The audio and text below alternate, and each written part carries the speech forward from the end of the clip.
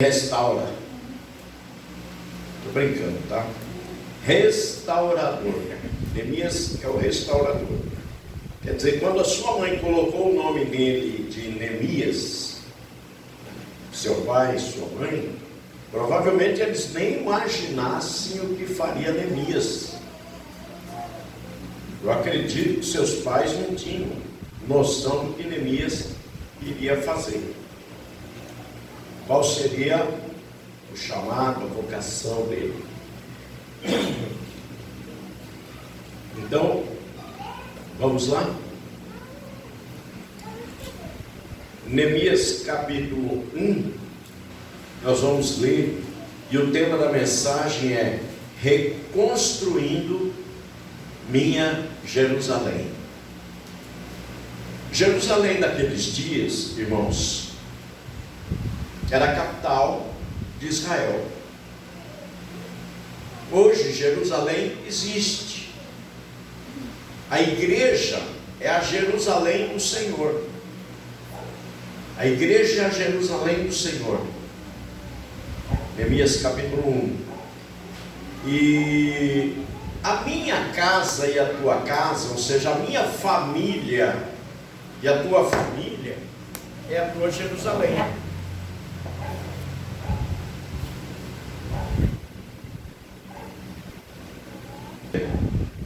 E a tua família é a sua Jerusalém, é a minha Jerusalém. Então, preste atenção, porque talvez nós precisamos dessa palavra nessa noite. Talvez essa palavra tenha sentido na sua vida, irmã Tânia. Alegria ver a senhora aqui. Também, devido às aflições da irmã Tânia, e também devido a esse tempo sem vacina, ela teve que aguardar, e está aqui, missionária Luísa, irmão Aurélio. Quem ganhou, irmã Tânia, para Cristo foi a missionária Luísa e a missionária Aurélio. Fernanda, Ivone, Laís, Tainá, vem tudo aí. Tem mais alguém aqui? São filhos na fé. Olha só a coisa linda, ó. Se juntar aqui, enche 2 bancos. A filharada da irmã Luísa. Cadê o teu? Mostra aí seus filhos na fé. É ovelha estéril, não cria de jeito nenhum. Então, olha aí um bom exemplo da parte da missionária Luísa e do irmão Aurélio. Jesus nos ajude aqui nessa noite. Reconstruindo minha Jerusalém. Neemias, sabendo do triste estado de Jerusalém, ora a Deus. É o tema desse texto, o título. Você precisa seguir também o exemplo que nós vimos aqui nesta noite do presbítero Júlio. Orar pela sua Jerusalém. É os filhos dele, as noras, os netos, a família de um modo geral. E como ele próprio disse, passaram pelo que passaram, e graças a Deus todos estão aí, estão de pé. Então, amados, nós precisamos ouvir essas coisas e crer no que ouvimos. Que alguém que ora e busca Deus pela sua casa, a sua casa é abençoada. O Bruno, a Flávia passaram por isso. O Rodrigo chegou a ficar internado. Heloísa não internou, mas passou por isso. Então, irmãos, graças a Deus todos estão aí saudáveis. Graças a Deus. E eu quero que você aprenda a ter mais confiança em Deus do que nas suas próprias maneiras de viver. Porque às vezes nós fazemos as coisas, tem a turma do fica em casa, né? Não vou na igreja, não vou na igreja. Se não pode ir por causa da idade, tudo bem. Mas se não é o problema da idade, qual é o problema? Incredulidade. A gente precisa crer e vir buscar o Senhor. Então, veja o texto. As palavras de Neemias, lembra que eu falei, Neemias o nome significa restaurador, filhos de Acalias.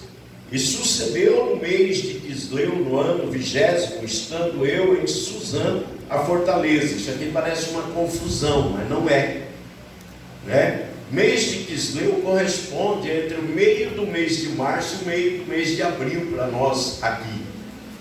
E ele estava aonde? Você pergunte para o texto, procure entender. Ele estava na Pérsia, na fortaleza do rei da Pérsia, e lá ele recebe a visita do seu irmão, que veio, Hanani, um de meus irmãos, ele e alguns de Judá, e perguntei-lhes pelos judeus que escaparam do quê? Da guerra, e que restaram do cativeiro acerca de Jerusalém. Ou seja, os judeus que estavam lá em Jerusalém, que escaparam da guerra, que não foram levados para o cativeiro, como eles estavam lá em Jerusalém. E agora olha o que ele vai ouvir. E aí entra eu e você. Como está a nossa família? Como está a tua família? E essa família pode ser o teu pai, pode ser a tua mãe, pode ser os teus irmãos, pode ser a tua irmã, pode ser os teus cunhados, as tuas cunhadas, os teus sobrinhos, os netos. Eu não sei como está a tua família.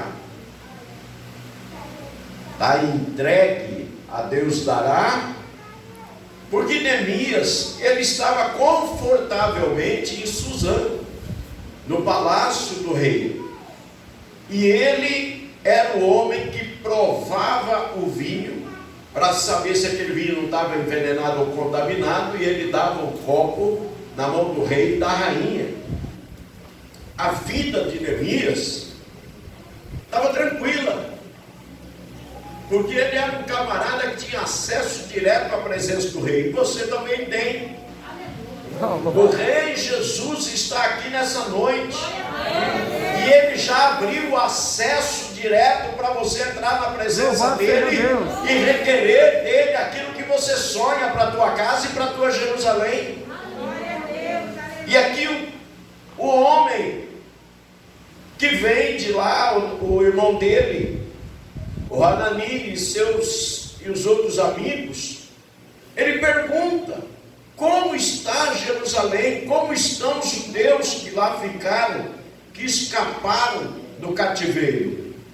E olha a resposta: e disseram-me, os restantes que não foram levados para o cativeiro, lá na província, estão em grande miséria e desprezo, e o muro de Jerusalém fendido, e as suas portas queimadas a fogo.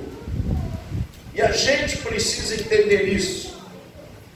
Talvez os nossos filhos moram em boas casas, têm um bom salário, pode pagar bem um aluguel, os pais estão bem, tem um carro bom na garagem, porque aqui a miséria era miséria material. A miséria aqui era a falta de condições para a sobrevivência de uma forma digna. E a nossa família, como estão sobrevivendo? Pastor, a minha família, lembrando que hoje é o dia de passar o anuário da convenção. Oh, meu secretário, hoje é o terceiro domingo, né? Então, irmãos, o que nós precisamos entender? Como está a nossa família? Às vezes estamos tranquilos porque a gente vê eles bem empregados, casa boa, carro bom, os pais estão bem porque envelheceram, estão aposentados, têm uma boa condição, os filhos estão trabalhando, estão bem empregados, e nós estamos tranquilos com isso. Mas a miséria que estava instalada lá em Jerusalém era uma miséria material. Eles estavam sem condições financeiras. E o desprezo aqui, ali eles estavam, vamos dizer assim, abandonados. Jerusalém estava destruída, as portas tinham sido queimadas a fogo, os muros tinham sido rachados, vendidos, derrubados, pedaços para a entrada do exército inimigo. E aqui o desprezo, irmãos, pode ser até da parte nossa, em não estar levando a eles o suprimento espiritual que vai dar a eles a vida eterna. Para aqueles dias em Jerusalém, para Neemias, as pessoas estavam passando necessidade. Os seus parentes ou amigos, enfim, os que ficaram em Jerusalém. E hoje nós precisamos olhar para esse texto e trazer ele para os dias de hoje, atualizar esse texto em nossa vida. Eu estou preocupado com a minha família. O que é que eu estou fazendo pela minha família? E a minha família pode ser os meus filhos, pode ser os meus netos, genro, nora, mas também pode ser os meus irmãos, os meus parentes. E a gente tem que pensar nisso. Agora, olha o que ele vai dizer. E o muro de Jerusalém fendidos, as portas queimadas a fogo. Ou seja, uma cidade em ruína e as pessoas abandonadas em miséria. Provavelmente até sem esperança, irmãos. Porque a pessoa, quando ela não tem Cristo, escuta isso, ela tem religião, ela tem a fé na religião dela, mas se ela não tem Cristo, ela não tem esperança. Porque a esperança da vida eterna é quando a vida eterna entra dentro de nós e nós conservamos ela dentro de nós. Quando um crente, você já deve ter visto isso, está bem desanimado, perdeu a esperança. Se ele perdeu a esperança é porque perdeu a comunhão com o Senhor, que traz a esperança para dentro de nós. Hebreus capítulo 11, versículo 1: a fé é o firme fundamento das coisas que se esperam. A fé é a substância. Para fazer um bolo, você vai precisar de algumas substâncias: farinha, leite, sei lá, óleo, pó royal, sei lá eu o que. Você vai ocupar, vai precisar de algumas coisas para fazer uma mistura. Essas substâncias agregadas, juntas, vão produzir então o bolo. Então a fé é a substância que vai produzir esperança. E essa esperança, ela vem pelo ouvir. E o ouvir é a palavra de Deus. Romanos capítulo 10. Agora, Neemias, ele está numa condição, irmãos, confortável. Esse homem não precisa se preocupar com os outros, mas ele chama para si a responsabilidade de Jerusalém. Ei, você precisa pensar sobre isso. Talvez a tua Jerusalém é o teu marido, talvez a tua Jerusalém é a sua esposa, talvez a tua Jerusalém são os seus filhos, talvez a tua Jerusalém são os parentes que você tanto ama, talvez são seus pais, a quem você precisa levar a esperança da vida eterna. E agora, queridos, o texto no versículo 4 diz para nós: e sucedeu que, ouvindo eu estas palavras, assentei-me e chorei e lamentei por alguns dias. Quantos dias, irmãos? Quantos dias, queridos? Alguns dias. Está entendendo? Que a gente quer resposta na hora.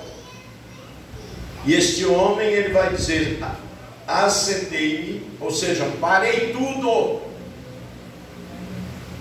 Parei tudo. Chorei. Tem hora que você tem que chorar pelos teus. Não é ficar indignado e dizer assim: não, vai ver só, hora que Deus pecar, vai morrer, vai ver só, vai. Não! A missão tribulação não terminou, Jesus ainda não veio, mas está próxima a sua vida. O coronavírus foi uma das chacoalhadas do mundo. Ninguém sabe a próxima que estão preparando. Ninguém sabe a próxima que está sendo preparada mundo afora para que venha depois. Ou você acha que isso aqui vai ser um lugar para você... tem uma palavra lá em Provérbios, me parece que é capítulo 6, versículo 15, que diz que eles constroem as suas fortalezas, fazem as suas belas casas, compram suas terras, suas propriedades e colocam os seus próprios nomes. Você passa na beira da estrada, está lá, fazenda não sei das quantas, normalmente é o nome idólatra. Fazenda não sei das quantas, fazenda não sei das quantas, a casa.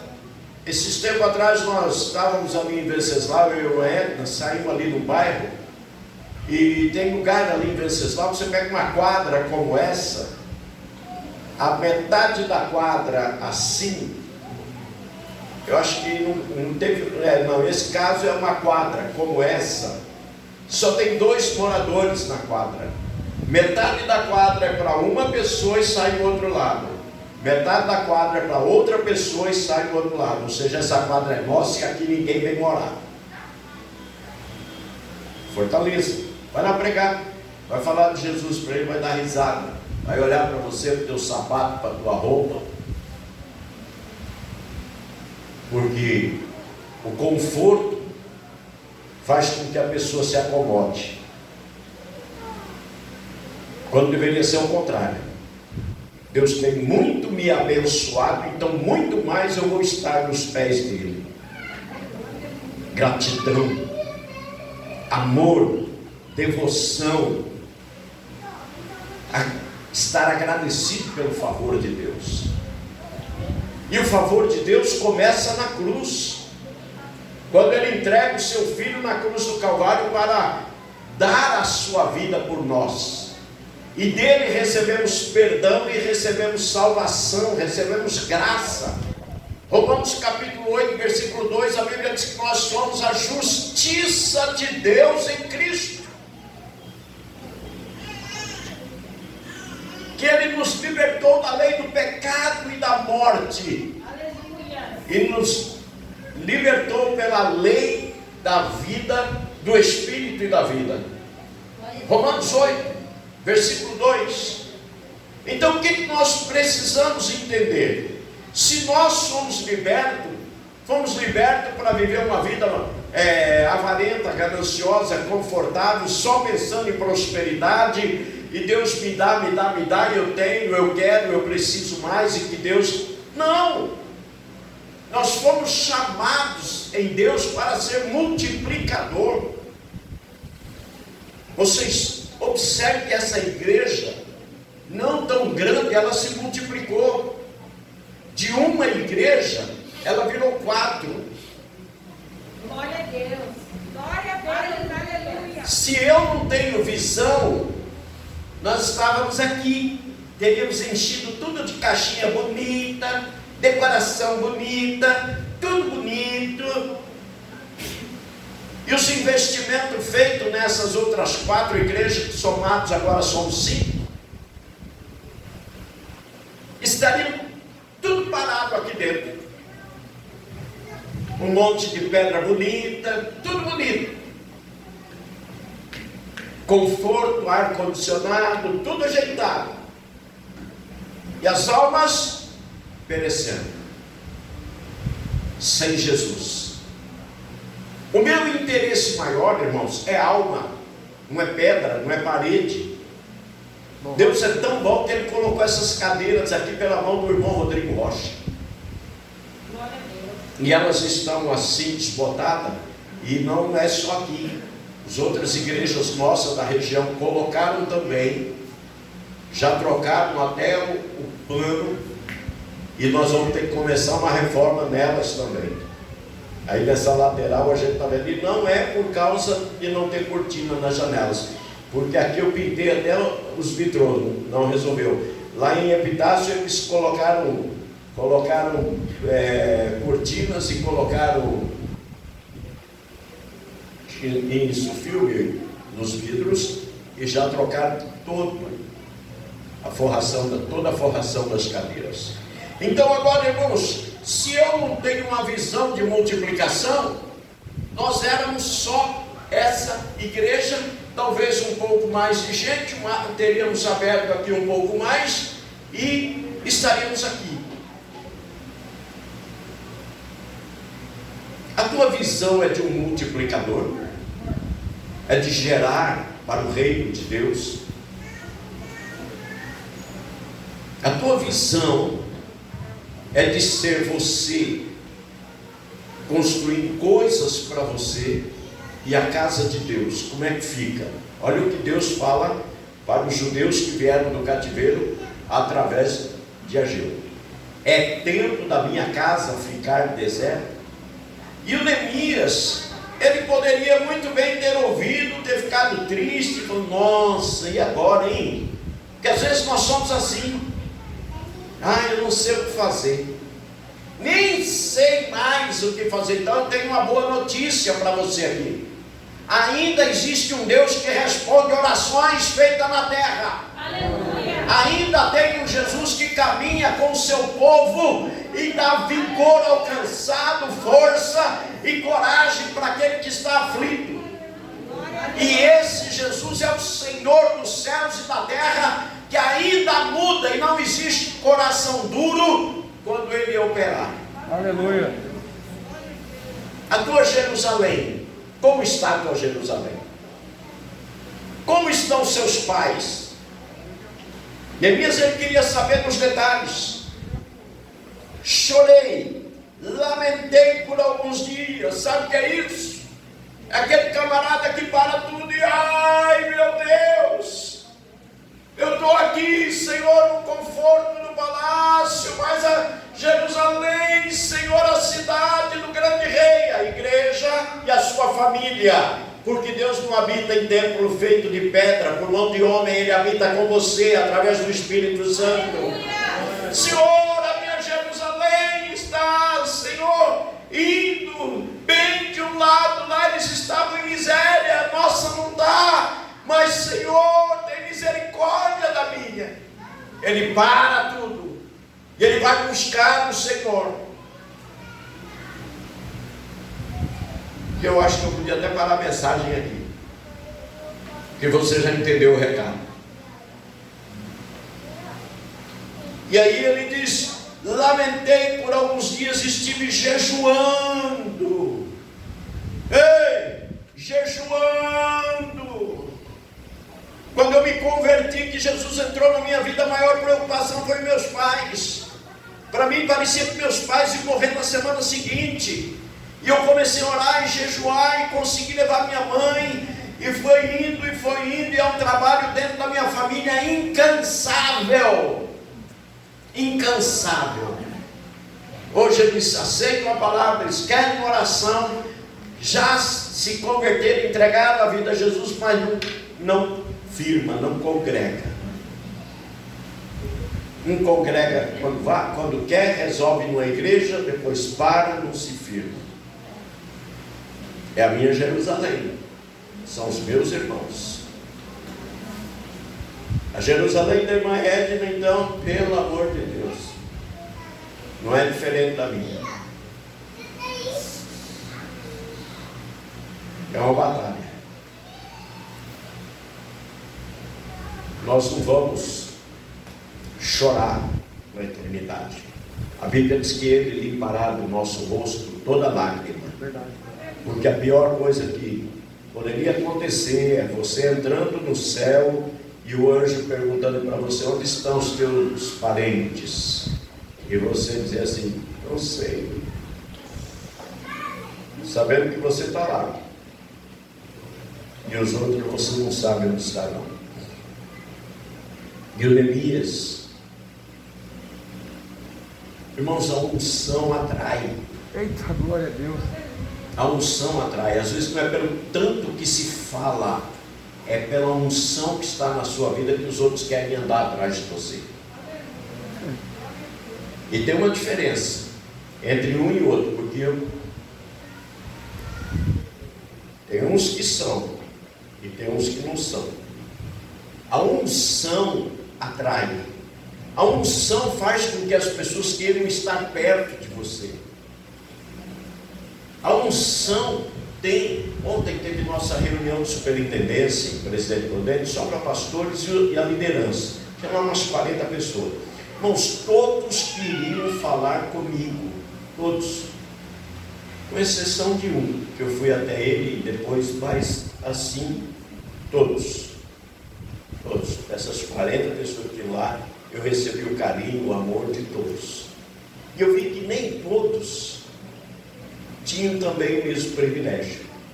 Não falando mal de nenhum, de ninguém. Mas eu vi, eu sentia o amor de todos comigo. E tem hora que eu fico olhando, irmãos, para mim mesmo e me pergunto: Senhor, se não for o Senhor na minha vida, como que as pessoas poderiam andar perto de mim? Se eu sou alguém falho, fraco, igual você que está sentado aqui essa noite. Eu não sou melhor do que os irmãos, não sou melhor do que as irmãs, mas a unção. Agora, a unção é o seguinte: você quer ela ou você não quer. Se você quer, você paga o preço, busca ela, pede para Deus encher você. Aleluia. E esse encher você não é uma coisa que você anda assim, para nossa, estou cheio, sou diferente do Davi. Não, você nem percebe que Deus está agindo através de você na sua vida. Oh, queridos, eu queria um pouco desse povo que está lá de fora para o lado de dentro. Este homem, ele disse: eu estive jejuando e orando perante o Deus dos céus. É isso que eu fiz com os meus filhos quando eram pequenos. Eu dizia para eles: se você sair da igreja, você não tem sorvete hoje. Se você sair da igreja, você não vai ter um lanche. Se você sair da igreja, você não vai ganhar isso ou aquilo durante a semana. Então eu negociava com eles, e eles aprendiam. Gente, é 1h30. Seu filho às vezes presta mais atenção no culto do que você pergunta para ele em casa o que o pastor falou, e você vai ver que ele vai te falar. Eu tenho essas experiências. Os meus netos, o Gabriel, o Ivar, fala bem alto, tira essa máscara, por favor. O que eles faziam, eles pequenininhos aqui no culto, quando chegavam em casa? Analisava a sua pregação. Fala mais alto. Analisava a sua mensagem. Pequenos, sentadinhos aqui na frente. Faça isso com seu filho, que você está construindo o reino de Deus dentro dele. A tua Jerusalém mais preciosa, você gerou para Deus. Queridos, olha, o Neemias, ele vai dizer: assentei-me, chorei, lamentei por muitos dias, estive jejuando e orando perante o Deus dos céus. Olha como nós vamos trazer a nossa família a Deus, como nós vamos levar para Deus aqueles que amamos. Aleluia, Jesus. É debaixo. A irmã Lígia, filha da irmã Edna, ela tem um testemunho poderoso, aquela menina. Ela disse isso aqui uma época, que ela trouxe a família dela para Deus debaixo de oração e de jejum. Estou falando alguma coisa demais, irmã Edna? A mãe daí, que veio depois da filha. Não que veio para a nossa igreja, que veio para Jesus. A Lígia é um exemplo. Ganhou a família inteira. Agora, gente, o problema não é a família. Minha irmã, meu irmão, meu cunhado, meu pai. Não, o problema sou eu. O problema sou eu. Diga aí, o problema sou eu. Sou eu. Infelizmente, é você mesmo. E se você se ajoelhar diante de Deus, olha o que Neemias faz. Aqui esse versículo 4 e 5, a gente precisa fazer uma reflexão. É a oração de Neemias. Muda tudo. Muda tudo. Muda o coração do rei. Muda o estado de Jerusalém, a situação daquela cidade. Como está a tua Jerusalém? O tema da mensagem de hoje, você ainda se lembra? Reconstruindo minha Jerusalém, diga isso bem alto, 1, 2, 3 e já. Reconstruindo minha Jerusalém. Como é que você vai reconstruir tua Jerusalém? Como é que você está reconstruindo sua Jerusalém? Eu estou, pastor, confortavelmente indo para o céu, e a minha Jerusalém que se vire. Não, Senhor. Quando Deus salvou você, Ele disse: eu estou salvando um missionário dentro da família Santos. Eu estou salvando um missionário dentro da família Lima. Eu estou salvando um missionário dentro da família do Zé. Deus salvou você porque você é a referência dentro daquela família. Você muitas vezes vai ser criticado pelas suas atitudes passadas, mas eles estão de olho em você e eles vão ver a sua nova vida. Por isso que todos são criatura, mas aqueles que se convertem nascem de novo. E quem nasce de novo é nova criatura. E essa nova criatura agora é um espelho para as velhas criaturas. Glória a Deus. Estou conseguindo ficar mais aliviado. Estou entendendo o que Deus queria fazer aqui nessa noite. Queridos, ele disse: ah, Senhor, olha a oração desse homem. Deus dos céus, Deus grande e terrível, que guarda o conserto, ou seja, aquilo que Ele fala, Ele cumpre. Aleluia! Aquilo que está escrito, documentado na sua palavra, Ele não volta atrás. Glória a Deus. Quando Ele diz: buscar-me-eis e me achareis, busque a Deus que você vai encontrá-lo. Busque. Jeremias 33, 3, Ele diz: clama-me e responder-te-ei, anunciar-te-ei coisas grandes e firmes, profundas, ocultas que não sabes. Você quer que as pessoas se convertem, sabe como? Pelo que você vai lá e prega. E eles têm que já te obedecer, porque você foi assim. Uma pessoa chegou um dia para você e falou que Jesus é bom, e até você já foi atrás, né? Foi, né? Essa risadinha eu gostei. Essa risadinha serve para todos nós. O trabalho que você tem dado para alguém, ou deu para alguém, para chegar até os pés de Jesus, porque nós estávamos presos pelo diabo. O pecado era o que nos alegrava. O mundo é o chiqueiro, e nós gostávamos mais da lama do que da limpeza.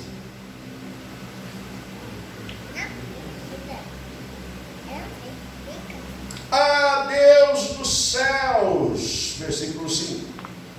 Deus grande, comece a tua oração dizendo quem Deus é para você. Porque qualquer um de nós diz: como que eu vou arrumar Jerusalém? Eu estou aqui 1.500 quilômetros de distância. Jerusalém está lá desse jeito. Não tem dinheiro. Primeira coisa que a gente começa. Uma ideia mesquinha, né? Uma mente pobre. Não tem dinheiro. Como é que eu vou fazer isso?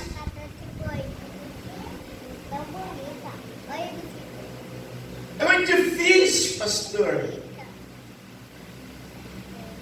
Olha a oração dele. Ele começa dizendo quem Deus é. Você consegue ler comigo bem forte? 1, 2 e já, enquanto eu refresco a garganta.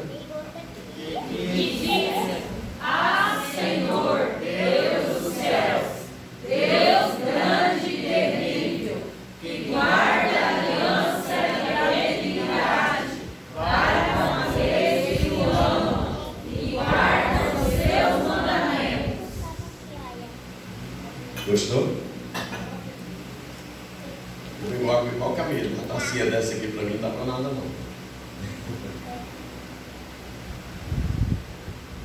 Nesse calor eu vou tomar umas 4. Queridos, presta atenção. Ele diz o que ele pensa a respeito de Deus. Eu louvo a Deus pela vida da Roberta e do Edu. Deus abençoe. Deus grande e terrível, que guardas o conserto e a benignidade. Você sabe o que é benignidade, irmãos? Claro que sabe. Você é crente, e crente Sabe o que é benignidade? Benignidade é fruto do Espírito, e fruto do Espírito é aquilo que Deus produz em nós. Deus grande e terrível, que guarda o conserto e a benignidade. Benignidade é o ato contínuo de fazer o bem.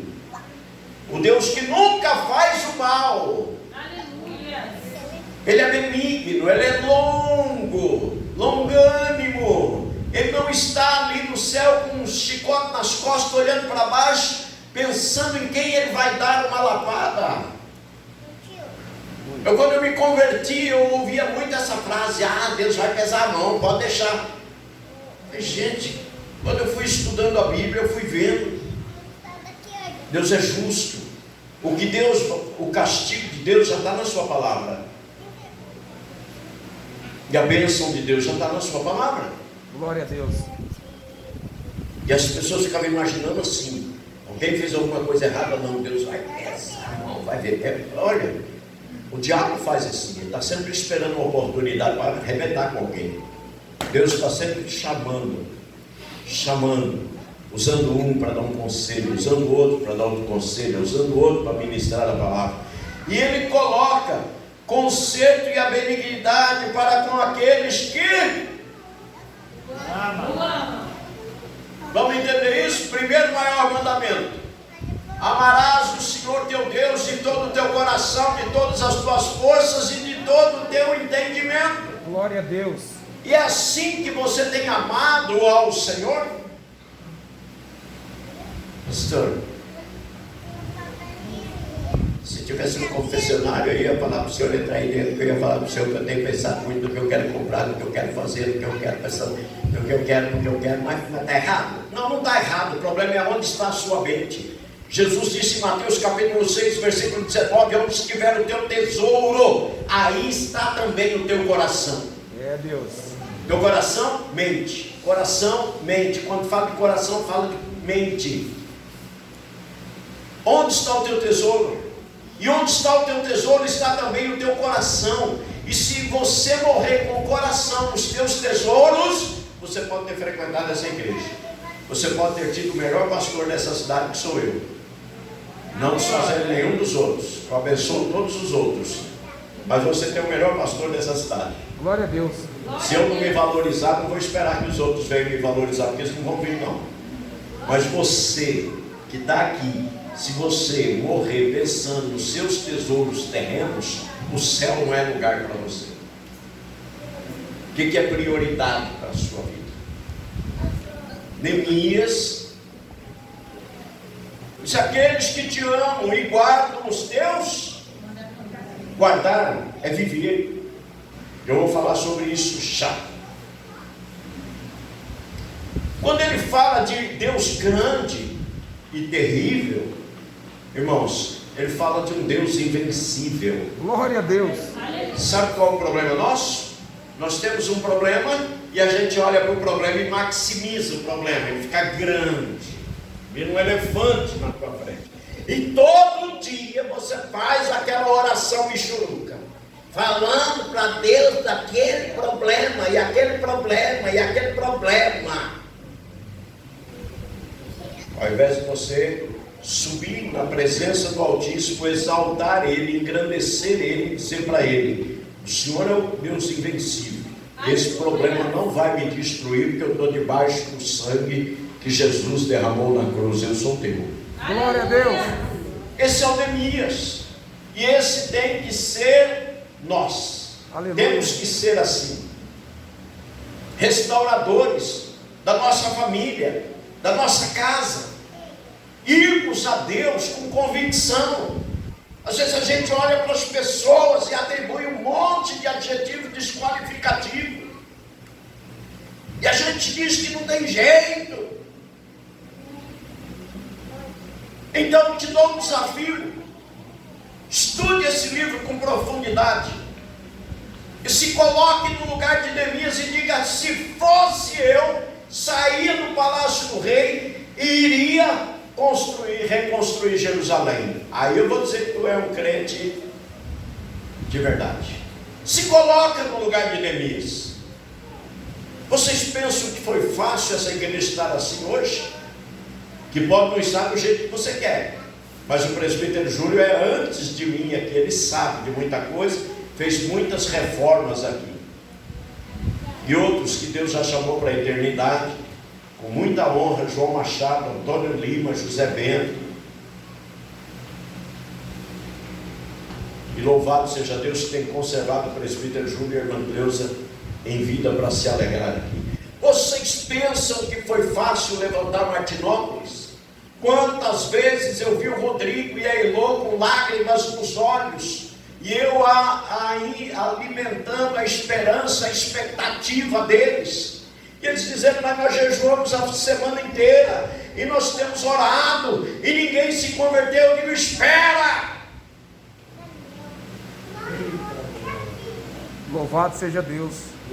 Ontem eles falando para mim, vieram de Prudente da reunião, vieram para casa, falando para mim e para a irmã Edna, que vai ter que aumentar lá um pedaço, porque do jeito que está, com o número de cadeiras reduzida, não está dando mais, e eles colocaram cadeiras e não está dando mais, o povo está vindo.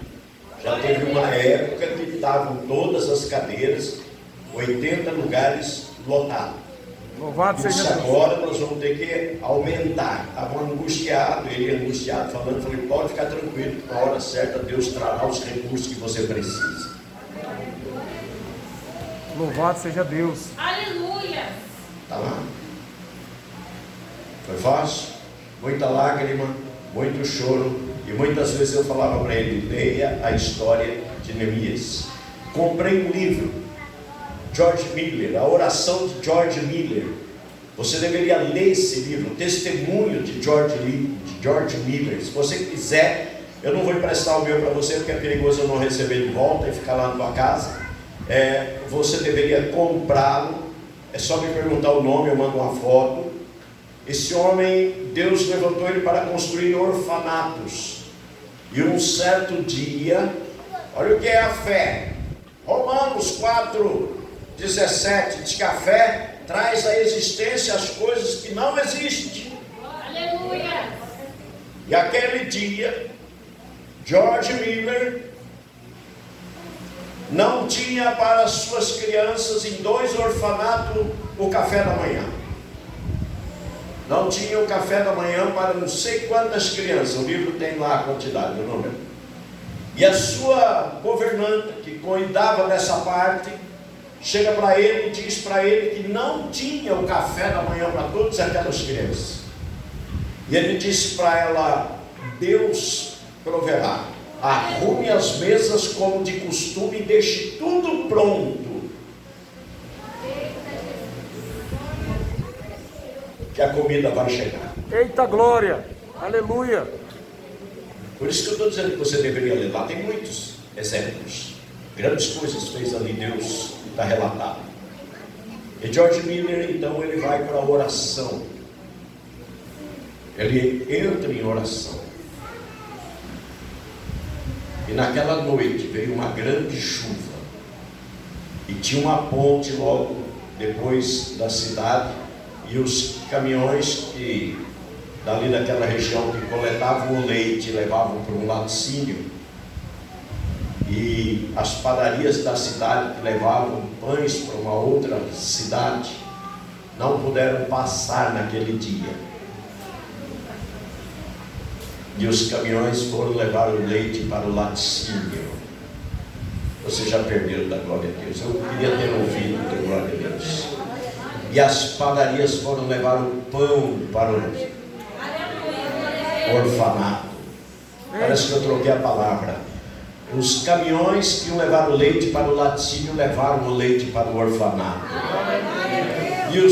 E as padarias enviaram o pão para o orfanato, porque não podiam atravessar. E naquela manhã, as crianças também não ficaram sem o café da manhã. Glória a Deus. O problema é o seguinte: se você crê, Deus faz. Se você não crê, Deus faz. Só que não faz na tua vida, faz na vida do outro que crê. E aqui o Neemias, ele diz que guardam os teus mandamentos. Nós vamos chegar nos mandamentos já. Ele vai dizer para nós, olha só, ele ainda está orando, mas uma oração deve ter confissão de pecados também. E aqui ele vai fazer uma confissão. Estejam, pois, atentos os teus ouvidos e os teus olhos abertos para ouvires a oração do teu servo. Ele está pedindo que Deus ouça ele. E aí ele vai dizer que eu hoje faço perante ti, de dia e de noite. Não é um camarada que desiste, viu, minha irmã? Não é um homem que desiste, não é uma mulher que desiste, que ora 3 dias e não ora mais, que só ora na hora da necessidade e depois não ora mais. Este homem, ele vai dizer aqui: estejam atentos os teus ouvidos, os teus olhos abertos, para ouvires a oração do teu servo, que hoje faço perante ti, de dia e de noite, pelos filhos de Israel, que estão a 1.500 quilômetros de distância, abandonados, e teus servos, e faço confissão pelos pecados dos filhos de Israel, que pecamos contra ti. Pecamos, ele se inclui. Ele se inclui.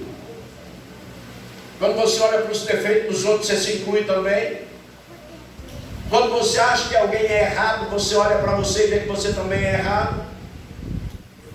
Porque é muito fácil julgar os outros pelos erros que vemos, mas julgar a nós mesmos pelas nossas falhas, imperfeições e pelos nossos erros não é tão fácil. Você precisa fazer isso. Confissão pelos pecados de Israel, que pecamos contra ti, também eu e a casa de meu pai pecamos. Sabe o que é isso? Os outros pecam e a gente peca também. Os outros desobedecem e a gente desobedece também.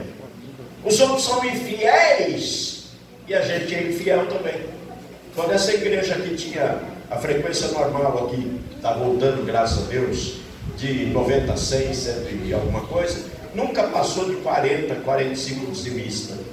A gente tinha um mês que alguns dizimavam e depois não dizimavam mais também. 75 pessoas tomavam ceia, mas não chegava, nunca chegou a 50 dizimistas.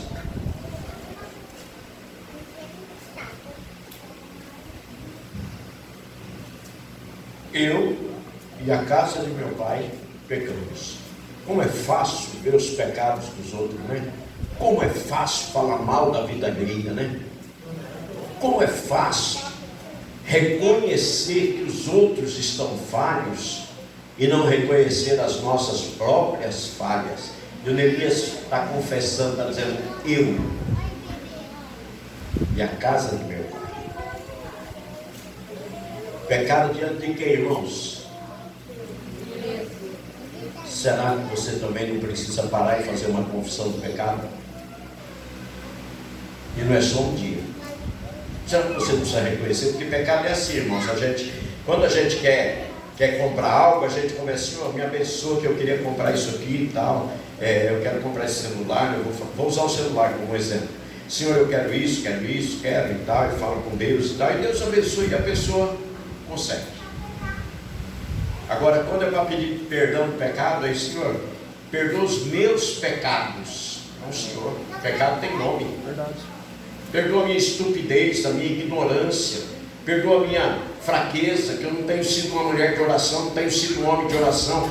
Me perdoa porque eu não tenho dado crédito à tua palavra, não tenho estudado a tua palavra. Olha o exemplo do presbítero Júlio: não estive aqui, mas estive em oração e estudando a palavra todo esse tempo. Glória a Deus, glória a Deus.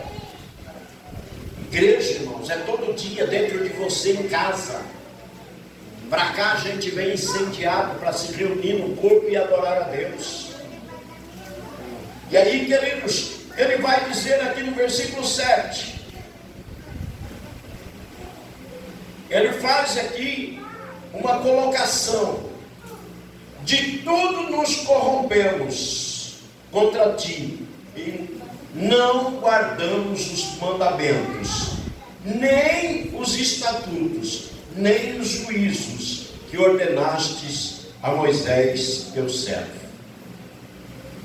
E se você lê isso, você fica meio maluco, pensando que você podia perguntar no Google, né? Tem uma menina aqui inteligente, broxuda, tudo que eu não sei eu pergunto para ela. Significado da palavra juízo de Deus, e ela vai falar. Significado aqui da palavra estatutos na Bíblia, significado da palavra estatuto da Bíblia, ela vai falar para você. E aí eu leio, de tudo nos corrompemos. Você já pensou que você tem se corrompido? Que o mundo aqui, o sistema onde nós estamos inseridos, te dá muita alegria e muito prazer, e você nem se lembra do céu, e pensa que vai passar o céu na terra. E é isso que o diabo tem feito. O diabo tem feito a igreja do Senhor gostar das coisas da terra. O teu prazer maior é com as coisas da terra do que com as coisas do céu. Porque quando o teu prazer for com as coisas do céu, você pode ter certeza que as tuas atitudes serão de um cristão, conforme a palavra de Deus nos orienta.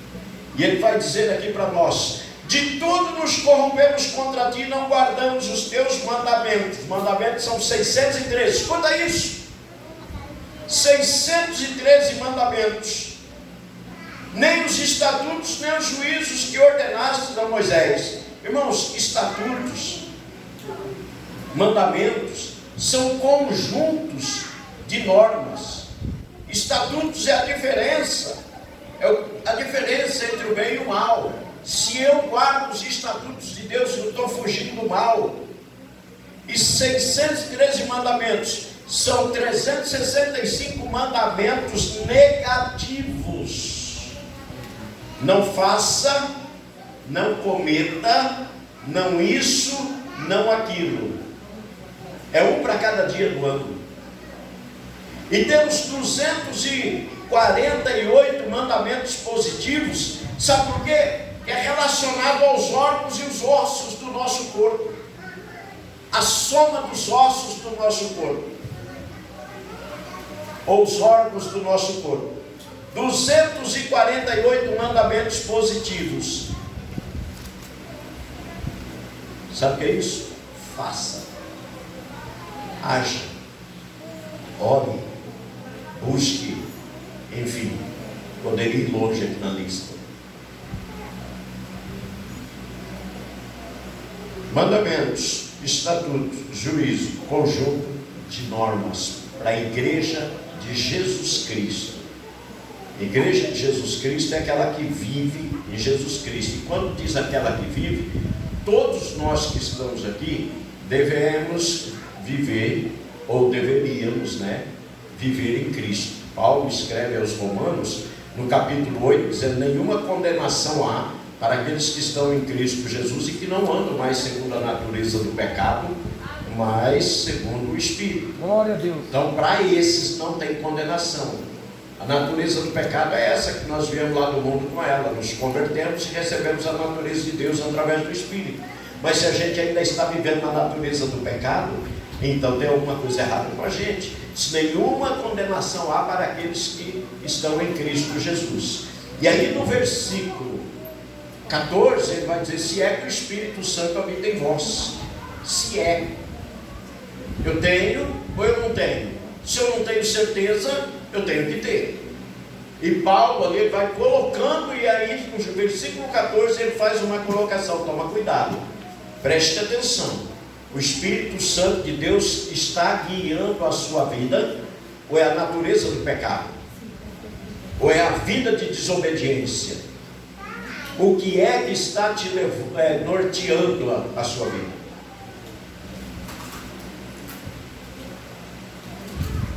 Ai, meu Deus do céu.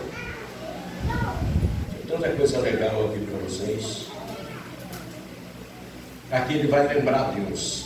Vou ler. Lembra-te, pois, da palavra que ordenaste a Moisés teu servo, dizendo: vós transgredireis e eu vos espalharei entre os povos. Era isso que tinha acontecido. Sabe o que é isso? A desobediência faz com que a gente viva igual aos outros.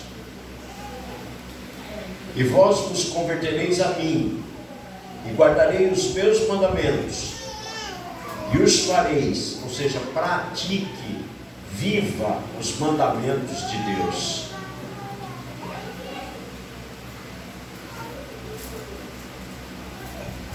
Então, ainda que os vossos rejeitados estejam ao cabo do céu, ou seja, longe, distante, fora da pátria, ainda que a tua família esteja longe de Jesus, ainda que a tua família esteja afastada de Deus, ainda que você olhe para a tua família e não veja esperança deles serem um cristão, é isso. Reconstrua a tua Jerusalém com jejum, choro, oração. Aleluia. Pastor, isso dá muito trabalho. O problema é seu, é você que vai dar conta da sua família. Verdade. E aí ele vai dizer aqui: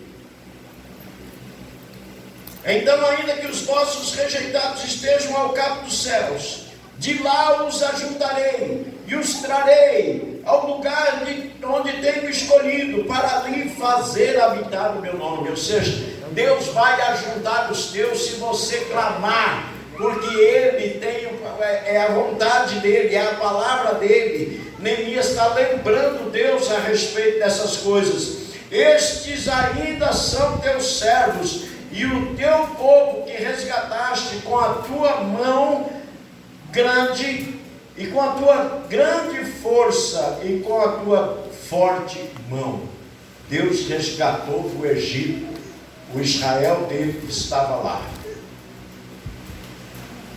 E Deus resgatou eu e você do Egito. Aleluia. Do pecado. Louvado seja Deus. Onde a gente servia a vontade própria, fazendo a vontade do diabo com os nossos pecados. E de lá Deus nos resgatou e nos ajuntou. É 11? Davi, está dormindo? Bem? Guarda aí, Davi. 11. Ah, Senhor, estejam, pois, atentos teus ouvidos à oração do teu servo e à oração dos teus servos que desejam temer o teu nome, e faze prosperar hoje o teu servo. Esse aqui no caso é o Neemias. Prosperar o Neemias, e dá-lhe graça perante este homem. Então eu era copeiro do rei. Agora o Neemias está diante do rei. Diante do rei. Vem aqui, mano, você está bonito. Neemias está diante do rei, e ele faz esta oração. Senta aí.